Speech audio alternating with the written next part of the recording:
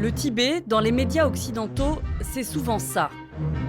Des soldats en armes partout, une répression féroce, des émeutes, une surveillance de tous les instants, une population apeurée et réduite au silence.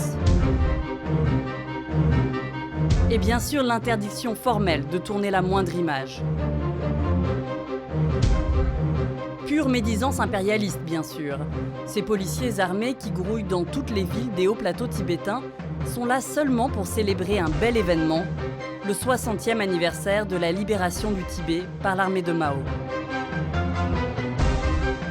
Pas du tout pour étouffer tout embryon de manifestation, et certainement pas pour empêcher un libre exercice fondamental, celui de la religion de son choix.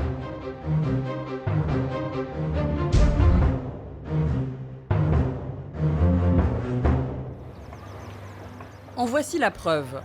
Le monastère du Larungar, aux confins du Sichuan et de la province autonome du Tibet. Un des lieux les plus importants du bouddhisme tibétain. Ici s'instruiraient près de 10 000 moines et nonnes qui vivent dans ces maisonnettes sans confort.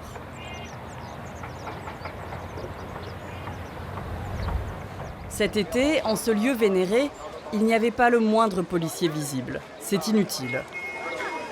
Ici, la colonisation chinoise n'a plus besoin de fusils. Il y a bien plus efficace. Les touristes, par exemple, ils ont un autre mode de vie, parfois séduisant pour les Tibétains, et ce ne sont pas des fauteurs de troubles. Ils sont très respectueux des cérémonies traditionnelles, même quand il s'agit de livrer les corps des défunts aux vautours.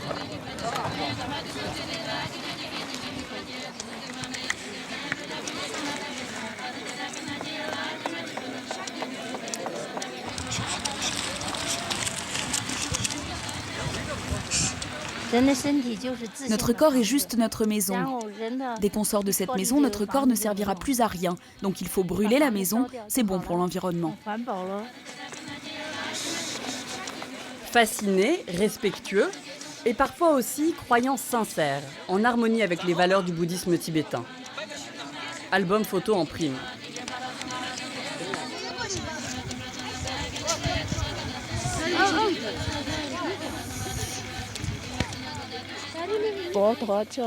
Le Bouddha nous apprend à faire de bonnes choses et nous enseigne la manière pour sortir du cycle des réincarnations, parce que c'est un cycle difficile.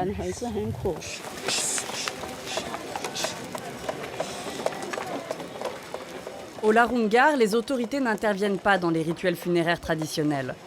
Pas de réglementation, pas d'obligation d'hygiène. Tant qu'ils ne font pas de politique, les religieux tibétains peuvent librement gérer les âmes. Et même séduire des citadins chinois, privés depuis si longtemps de spiritualité.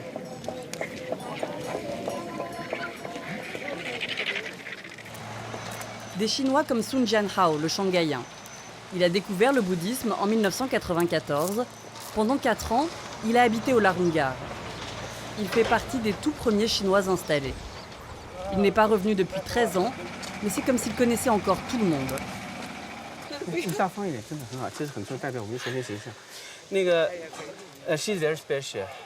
est spéciale. Quand je suis arrivé ici, c'est la première que j'ai rencontrée. Tu es là depuis quand en fait? J'ai rejoint le bouddhisme en 88, donc je suis restée 2 ans sur la terre chinoise.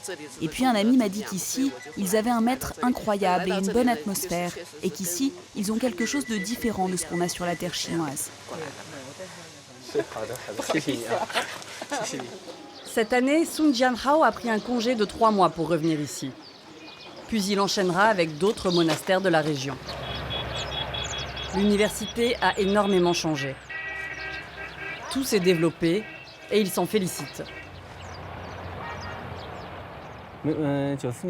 En 94, il n'y avait pas autant de maisons. Il n'y avait pas une telle densité, il y avait très peu de maisons.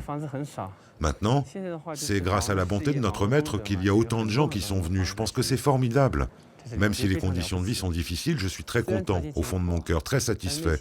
C'est enrichissant de vivre ici.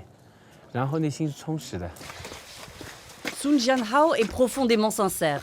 Il est Han, pas tibétain, mais il est très fier de connaître les plus grands religieux qui enseignent ici. Il est professeur ici. Sois gentil, dis-leur quelques mots. Et file-moi ton numéro de portable aussi. Bouddhiste et pieux, mais citoyen chinois avant tout. Et en bon gardien de l'image de son gouvernement, il va jusqu'à censurer ses maîtres. Que pense-t-il de la nombreuse présence des Chinois ici ? Que penses-tu? Oui, j'ai compris. Bon, tu dois dire que c'est grâce à Bouddha qu'il y a ce succès. Oui. Voilà, c'est grâce au Bouddha, au maître. C'est un grand homme. Il y a beaucoup de Tibétains et de Han grâce au maître. Oui.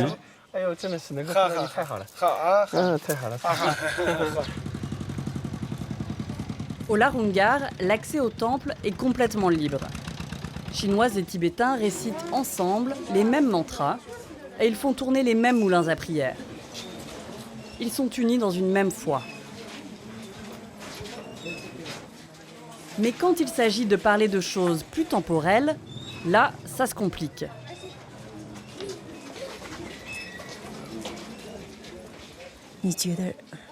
Pourquoi le Dalai Lama ne peut pas venir en Chine? Juste celle-là. À celle-là, je ne veux pas répondre. Que pensez-vous des relations entre la Chine et le Tibet?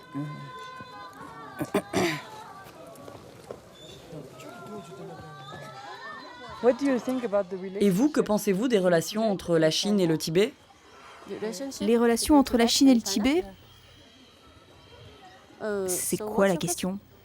Est-ce que vous pensez qu'il y a des problèmes entre la Chine et le Tibet ? Des problèmes?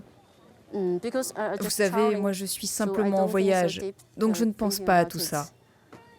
Si vous sous-entendez que c'est politique, je ne suis pas sûre.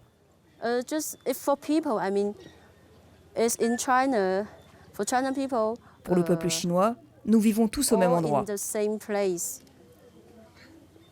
Alors, je ne suis pas sûre et je ne vois pas à quel problème vous pensez. Zhu Tso ne se pose pas non plus ce genre de questions. Il vient de Harbin, dans l'extrême nord de la Chine.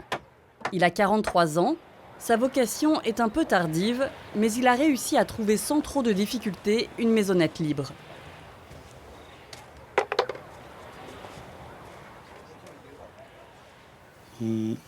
Acheter une maison, en fait, c'est plus simple que de la construire. Pour construire sa maison ici, il faut obligatoirement une autorisation du gouvernement. Cette autorisation n'est quasiment plus jamais donnée aux Tibétains. Alors les élèves moines venus de Chine les remplacent peu à peu. Pour eux, il n'y a pas d'obstacle. Sur la terre tibétaine, c'est plus facile. Il n'y a pas de conditions préalables. Ici, il n'y a pas de contrainte de diplôme, que tu aies juste fait l'école primaire, une licence ou un master. Ici, c'est pareil. Zhu Tso n'aura pas de soucis pour suivre ses cours. Ils sont désormais dispensés en chinois. Dans 3 mois, il revêtira l'habit bordeaux des moines tibétains sans avoir appris un seul mot de leur langue.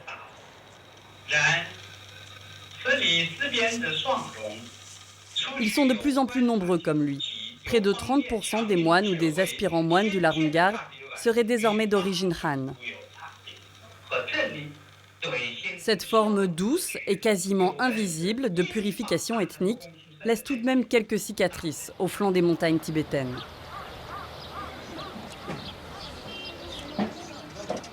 Les bulldozers gouvernementaux ont tracé les limites à ne pas franchir.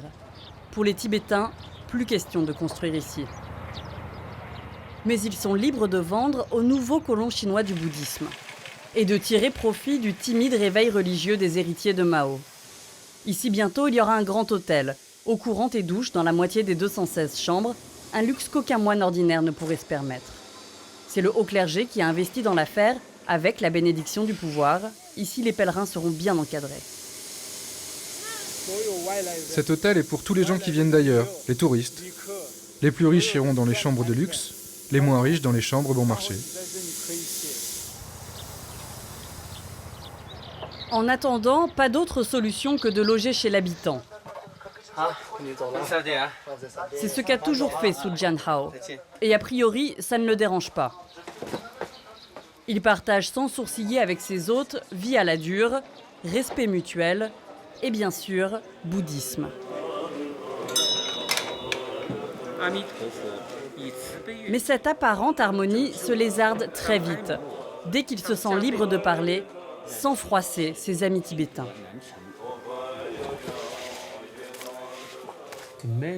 Beaucoup de Tibétains n'ont pas d'éducation et ils ont très mauvais caractère. S'ils ne sont pas d'accord avec quelque chose, ils sortiront tout de suite leur couteau. Je pense que c'est des gens pas civilisés. Ces gens, comment pourraient-ils se gouverner seuls? Je pense que nous devons leur donner un cadre, des lois, pour les limiter et limiter leur comportement.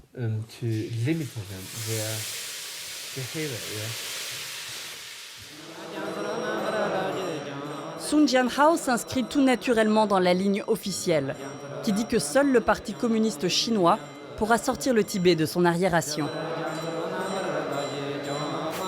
Au Larungar, en plus des cours religieux, il y a des cours d'éducation patriotique, obligatoires, qui vont toujours dans ce sens-là. Les autres discours politiques, ou pire, indépendantistes, sont évidemment férocement interdits.